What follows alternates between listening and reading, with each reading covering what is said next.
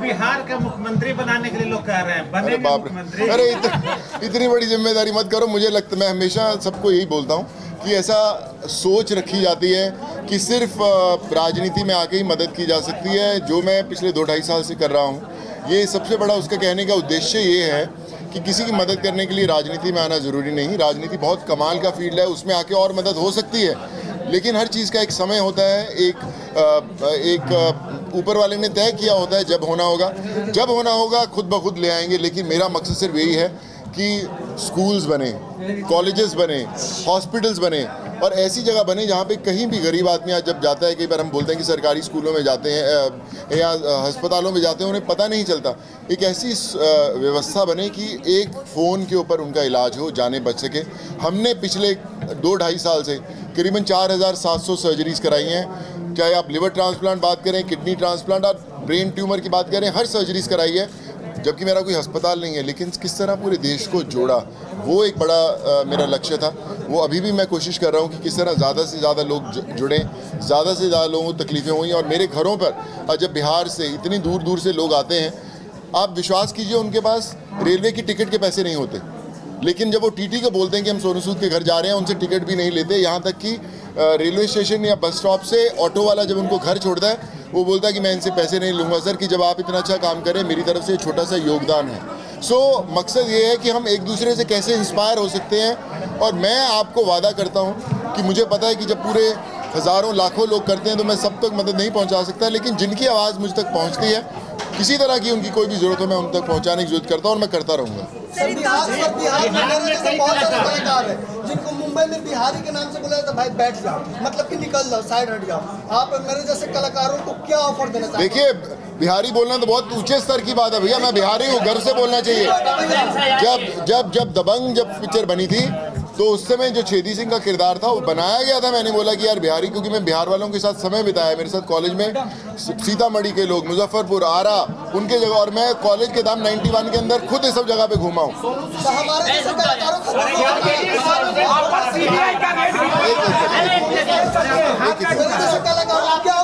मैं यही कहना चाहूँगा कि भाई, टैलेंट को यही कहना चाहूँगा कि टैलेंट एक ऐसा पानी का बहाव होता है जिसको कोई रोक नहीं सकता। सोनू सूद जी, इसलिए लगे रहे। सोनू सूद जी, बिहार आने का पूरा आपका मकसद क्या है? इस स्कूल में आने का क्या मकसद है? आप क्या मकसद लेके आए, पहले वो बता दीजिए, उसके बाद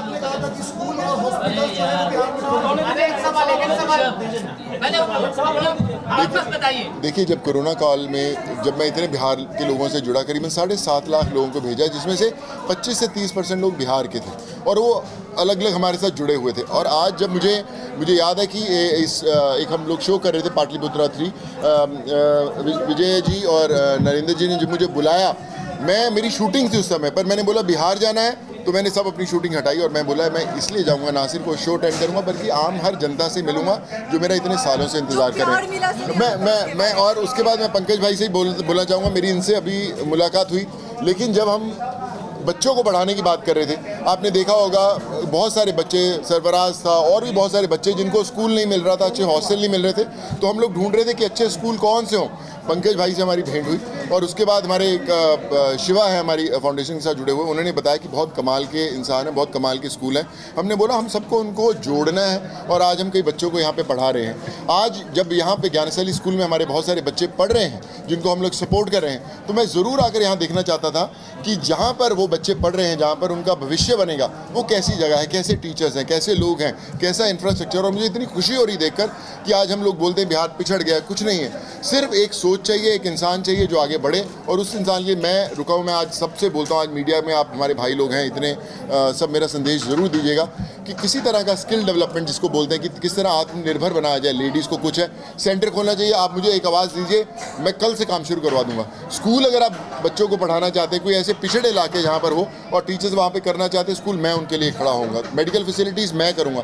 तो मेरा मकसद आज सब लोगों को आपके थ्रू ये कहने का है कि आप ये कभी मत सोचिए कि बिहार पिछड़ा हुआ है या उनको मदद नहीं होती या राजनीति से कब मदद होगी या कौन नेता कौन करेगा, कौन अभिनेता करेगा, कोई फ़र्क नहीं पड़ता। हम आम इंसान हैं, हम आम इंसान बन के बिहार को वो बनाएंगे जो हम बनाना चाहते हैं। बिहार के मुख्यमंत्री बना दिया जाए तो आपका पहला उद्देश्य क्या होगा सर? बना के छोड़ोगे आप तो यार मेरे को। बिहार से बहुत सारे कलाकार हैं जी। बिहार में बहुत सारे कलाकार, लेकिन आपसे क्यों ज्यादा अटैचमेंट बिहार के लोगों को? क्योंकि मेरी अटैचमेंट बिहार वालों से बहुत ज़्यादा भाई। मेरा जो रिश्ता है बिहार से आज का नहीं है, इंजीनियरिंग कॉलेज के दौरान का। मेरे रूम पार्टनर सब बिहार के थे, मैं हूँ पंजाब से, लेकिन जब बिहार और पंजाब का झगड़ा होता था मैं बिहार वालों के साथ खड़ा रहता था। तो मेरे को पंजाब वाले बोलते अरे यार तू पंजाबी है, उधर कैसे खड़ा हुआ है? मैं बोला मेरे भाई बंधु हैं यार, ये मेरे भाई हैं बिहार। तो कुछ ना कुछ रिश्ता तो मेरा बिहार का बहुत सालों से है, जो आज मैं वापस हुआ लॉकडाउन में मैक्सिमम बिहार के लोगों से मिल पाया। आज मैं बिहार में स्कूल में बैठा हूँ, तो एक रिश्ता ज़रूर है। हो सकता है 4-5 साल पर जब आप देखेंगे तो इसके पीछे भी कोई लगेगा कि कोई तो ऊपर वाले ने सोचा होगा, जहाँ पे आज मैं आपके सामने बैठा हूँ। बिहार आए तो लालू यादव ने 3 दिन से मिले नहीं क्या? सर राजनीति में आप लोगों जैसे लोग राजनीति में आज बिहार की राजनीति में आप जैसे लोगों की सख्त जरूरत है। अरे मैं भाई, मेरे को जहाँ बुलाओगे मैं वहाँ पे पहुँच जाऊँगा। मैं वही बोला हूँ, राजनीति नहीं, उसके बिना भी मैं काम करता रहूँगा। जी सर, एक करके यहाँ के लोगों से आपका कैसे लगा? मैं दूसरी बार आया हूँ। पहले आया था मैं सीतामढ़ी आया था, सीतामढ़ी से रक्सौल और वहाँ से बीरगंज हम मैं पूरा घुमाया हुआ है। मैं जैसे बोला आरा, मुजफ्फरपुर, पटना, बोरिंग रोड सब देखे हुए हैं मेरे।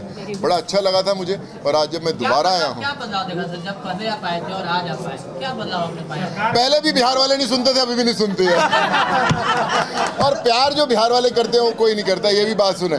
मैं अपने दोस्तों को बोलता था, मेरे साथ कॉलेज वाले पढ़ते थे, मैं कह यार तुम पानी कौन सा पीते हो यार, सुनते ही नहीं हो तुम लोग। और आज भी हम लोग देखते तो सुनते नहीं, लेकिन जो दिल है बिहार वालों का उसमें इतना प्यार से भरा हुआ है और उतना उनके अंदर स्नेह है कि उसका जो रिश्ता है वो कहीं नहीं। मैं जितना बिहार में मुझे प्यार मिलता है, मैं पंजाब में जहाँ पैदा हूँ, मुझे उससे ज़्यादा बिहार में प्यार मिलता है। अब ये होता है बिहार, इसलिए मैं वापस आता हूँ। बिहार के लिए आप हीरो हैं कि विलेन? देखिए, मैं आम जनता हूँ और आम जनता से बड़ा हीरो कोई नहीं है। पर्दे पर सिर्फ आप एक्टिंग कर सकते हो, चाहे हीरो की करो, विलन की करो, लेकिन जब सड़कों पे उतरना पड़ता है, आम जनता के बीच में उतरना पड़ता है, चाहे वो कोई भी हो, वो असली हीरो। यहाँ के यूथ के बारे में आप क्या संदेश देना चाहेंगे, जो बहुत कुछ आज इनोवेटिव कर रहे हैं, स्टार्टअप ले रहे हैं, उनके बारे में आप क्या बोलेंगे? मैं खुद स्टार्टअप्स जो कर रहे हैं लोग, मैं खुद ऑलमोस्ट 5 कंपनियों को सपोर्ट कर रहा हूँ। हमने 3 कंपनियाँ बहुत बड़ी बना दी हैं। मैं खुद 2 बिहार के बहुत बड़े स्टार्टअप्स हैं जिनके लिए मैं उनसे ऑलरेडी कर रहा हूँ। आज भी मेरी उनसे मुलाकात हुई। सो मैं कहना सभी से चाहता हूँ कि बिहार में अगर आप देखिए कितने IAS और IPS अफसर सबसे ज़्यादा बिहार से आते हैं। क्यों आते हैं? क्योंकि दिमाग बिहार वालों का इतना है। अगर उनको हम लोग वो सुविधा दे दें, अगर वो उनको प्लेटफॉर्म दे दें, तो आप सोचिए कि बिहार मतलब देश चला सकता है, इतना उनके अंदर समझ है। पर उसी की कोशिश है कि हम लोग बिहार को वो दें जो बिहार को सालों से मिलना बड़ा ज़रूरी है, जो बिहार डिज़र्व करता है। उसके लिए मैं आगे खड़ा हूँ और मेरी बहुत सारी चीज़ें हैं जो मैंने माइंड में रखी हुई हैं। बस आप ये दुआ मानते रहिएगा कि वो सब हो, और फिर आप देखिएगा जब अगली बार मैं बोलूँगा कि आप बोलेंगे कि सोनू सूद आप सही में बिहार के अंदर वो बदलाव लेके आए जो मिलेगा।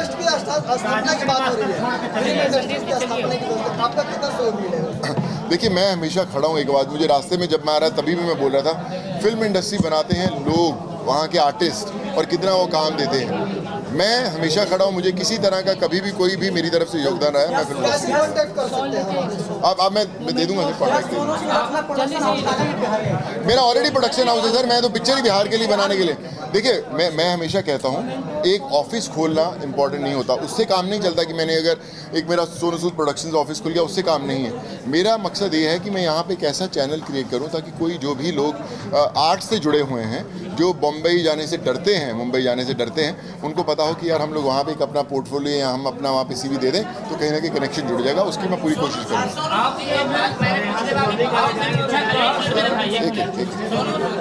मैंने पंकज से पिछली कॉन्फ्रेंस में मैंने पूछा था कि एजुकेशन है वो काफी अब महंगी हो गई है जी। आम लोग क्या मतलब एक जो मिडिल क्लास के जो व्यक्ति है वो भी अपने बच्चों को इस जैसे इतने बड़े संस्थान में पढ़ाने की हिम्मत नहीं रखते हैं। तो आपको क्या नहीं लगता है कि जो एक बेस लेवल पे एक समान एजुकेशन की बात हो, जहाँ सभी तरह की हर बच्चों को आपके जैसे लोगों की जरूरत ना पड़े, ऐसी व्यवस्था होनी चाहिए?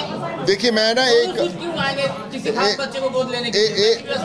बिल्कुल सही बात है पंकज जी। मैं आपसे भी कहना चाहूँगा और मैं सब लोगों से कहना चाहूँगा, एक बहुत बड़ा संदेश है जो जाना ज़रूरी है। हम लोग अपने स्कूलों के अंदर ज्योग्राफी पढ़ाते हैं, हिस्ट्री पढ़ाते हैं, मैथमेटिक्स पढ़ाते हैं, सब कुछ पढ़ाते हैं। क्या अपने स्कूल के अंदर एक पीरियड ऐसा होता है जो सोशल सर्विस सिखाता है कि भैया आपको समाज के लिए क्या करना है? एक पीरियड ऐसा होता है फॉरेन के अंदर, अगर वो आपने सोशल सर्विस का कार्यक्रम नहीं किया या वो लेक्चर नहीं पूरे किए तो आपको कोई जॉब नहीं मिल सकता। आपको ना प्राइवेट में ना सरकारी में आपको कोई जॉब नहीं मिल सकता जब तक आप वो आपको ख़त्म नहीं करते हैं सोशल सर्विस का। सो मुझे लगता है देश में सबसे पहले हर स्कूल को, हर कॉलेज को, हर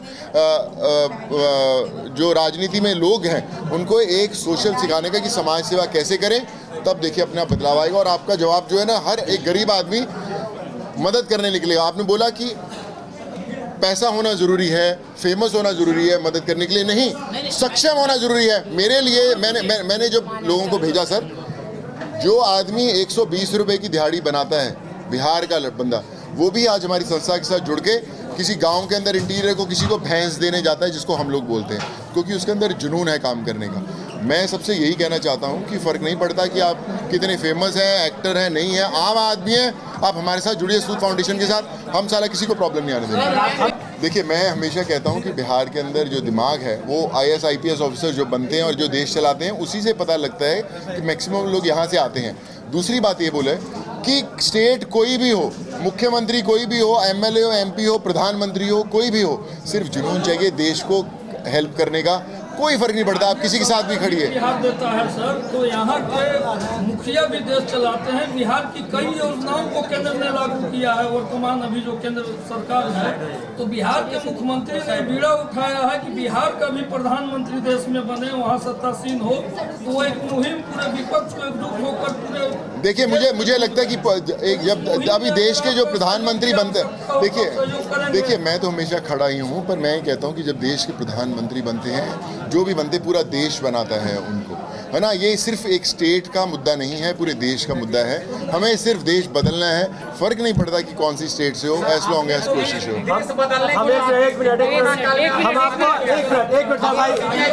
मीडिया वाले भाई साहब हम एक जवाब देते हैं। एक भाई मीडिया वाले भाई साहब एक चीज़ बोलना चाहते हैं। हम पहले मीटिंग में ही बोले थे, सोनू सूद जी ने हर गरीबों का मदद किया है, चाहे वो किसी वर्ग का हो, किसी तबके का हो, किसी धर्म की हो, कोई जाति का भेदभाव नहीं, किसी धर्म का भेदभाव नहीं किए, सबको मदद किए हैं। और हमको इन्होंने चुना, माने ज्ञानस्थली स्कूल को इन्होंने गोद लिया है कि जो बच्चे असमर्थ होंगे, आज जैसा क्वेश्चन आ रहा है, असमर्थ बच्चे हों, जिसके माता पिता नहीं हो, जो बच्चे के पेरेंट्स सक्षम नहीं हो, उसको पढ़ाने के लिए मैं जिम्मेदार हूँ। सोनू सूद फाउंडेशन की तरफ से मैं जिम्मेदार हूँ। यहाँ पर हमें ये बोल रहे हैं, मतलब हम इनके बातों को आदेश समझ करके सिरोधार किए हैं और हमेशा तैयार रहेंगे। आप सभी के सामने मैं ऐसा कमिटमेंट करता हूं। बहुत सारे ऐसी गाँव में लड़कियाँ हैं जो अभी भी नहीं पढ़ पा रही है और शादी के बाद वो हाउसवाइफ बनकर आ जाती है। उनके लिए सिलाई मशीन का कार्यक्रम जो है वो भी करेंगे, वही प्लान में है, पंचायत में, पाइपलाइन में है। सर आप कार्यक्रम कीजिए, मैं सपोर्ट करूँगा आपको।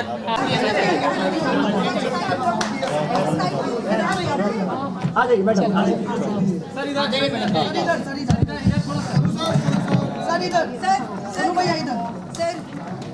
आइए मैडम, आप आइए। आइए मैडम। सोनू भैया सामने। अरे सर का कहाँ है? सर वाला कोई अरे कोई दूसरा है। अरे एक ही बात है, कोई फर्क नहीं पड़ता, कोई फर्क